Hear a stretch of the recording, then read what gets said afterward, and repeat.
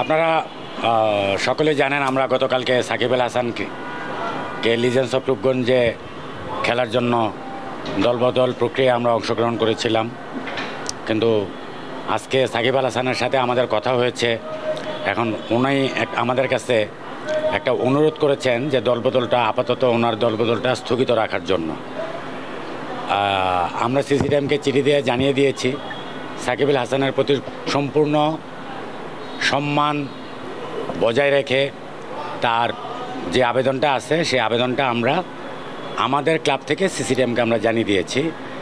উনি বলেছেন উনি যখনই দেশে আসতে পারবেন। কোটি মানুষের আস্থার ভালোবাসায় 11 বারের মতো দেশের 1 নম্বর রেফ্রিজারেটর ব্র্যান্ড ওয়ালটন।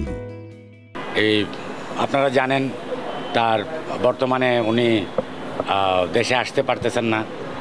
যখন আসবেন উনি আসলে উনি যেই টিমে গত বছর ছিলেন আমরা চেষ্টা করব। সাকিব আল হাসান আমাদেরকে বলেছেন যে ওই টিম থেকে মিউচুয়াল ক্লিয়ারেন্সের মাধ্যমে লিজেন্ডস অফ রূপগঞ্জে সে যদি আমাদের পক্ষে আবার ওই সময় খেলতে চায় আমরা ইনশাল্লাহ তাকে আবার পরবর্তীতে দলভুক্ত করব। ধন্যবাদ সবাইকে। For more updates, subscribe to our YouTube channel and click on the bell icon. Follow us on Facebook and Instagram. Download T-Sports app to enjoy exciting games and highlights. Visit tsports.com.